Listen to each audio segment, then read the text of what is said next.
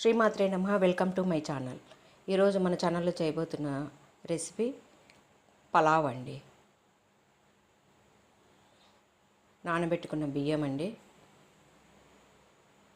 దానికి కావలసిన పదార్థాలు: ఉల్లిపాయలు, పచ్చిమిరపకాయలు, జీలకర్ర, లవంగము, చెక్క, యాలకుల, ఇలాచి అండి, 2 మిరియాలు, టమోటాలు, నెయ్యి అండి. పలావు చేసుకునే విధానము: ప్యాన్లో కొంచెం నూనె వేసుకొని సగం నూనె సగం నెయ్యి వేసుకోండి. పలావ్ చాలా టేస్ట్గా వస్తుందండి. తగినంత అండి, మీ క్వాంటిటీని బట్టి నూనె నెయ్యి వాడుకోండి. మళ్ళీ ఎక్కువ వేసినా కానీ ఆయిల్గా ఉంటుందండి పలావ్. తగిన మోతాదులో వేసుకోండి. కొంచెం వేడెక్కిన తర్వాత మనము మసాలా దినుసులు వేసుకోవాలండి. మనం చూపించడం కంటే చెక్క, లవంగము, మిరియాలు, యాలకుల, ఇలాచి అంటారండి, జీలకర్ర, వీటిని వేసుకొని కొంచెం వాటి ఫ్లేవర్ వేగితే కొంచెం ఫ్లేవర్ వస్తుందండి. అవి కొంచెం వేగిన తర్వాత మనం దీనికి కావాల్సిన పదార్థాలు పెట్టుకున్నాం కదండి. పచ్చిమిర్చి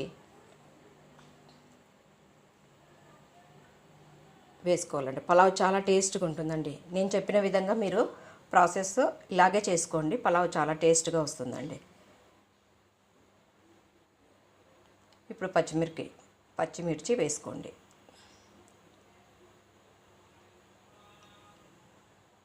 పచ్చిమిర్చి కూడా కొంచెం దూరగా వేయించుకోండి. అప్పుడు వేయిస్తేనే కొంచెం ఫ్లేవర్స్ మనకు ఆ పలావులో వస్తాయండి. తర్వాత ఉల్లిపాయలు వేసుకోండి. ఉల్లిపాయలు కూడా బాగా గోల్డెన్ బ్రౌన్ వచ్చేంత వరకు వేయించుకోండి.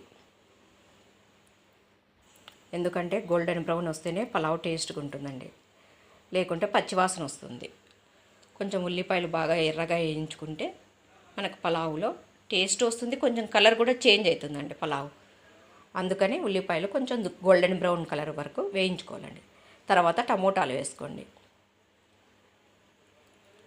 ఉల్లిపాయలు వేగిన తర్వాత టమోటాలు వేసుకోండి. టమోటాలు కూడా కొంచెం వేయించుకోవాలండి. అవి కొంచెం మగ్గేంత దాకా మనం వేయించుకోవాలండి. టమోటాలు కూడా మగ్గిన తర్వాత ఉప్పు వేసుకోండి. టమోటాలు, ఉల్లిపాయలు కొంచెం వేగిన తర్వాత ఉప్పు వేసుకోండి. పలావుకు తగినంత ఉప్పు వేసుకోండి. నాకు పలావ్ క్వాంటిటీకి 1 గరిటె వేసుకున్నానండి, అంటే టీ స్పూన్ అంతా వేసుకున్నానండి. మీరు ఎంత పలావ్ చేసుకుంటారో దానికి తగినంత ఉప్పును మీరు వేసుకోండి.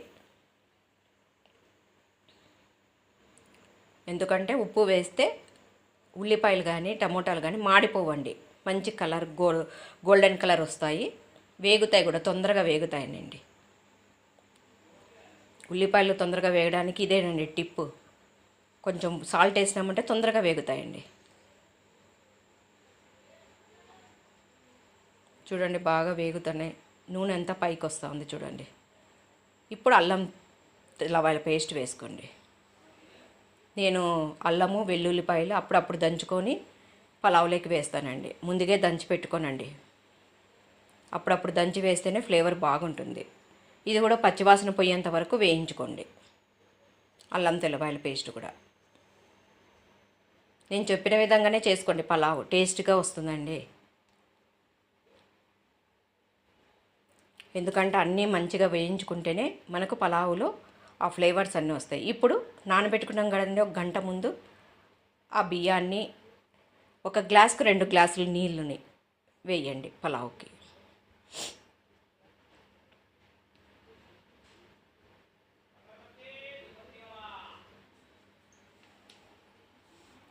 కసూరి మేతి అండి, కసూరి మేతి కూడా వేయండి.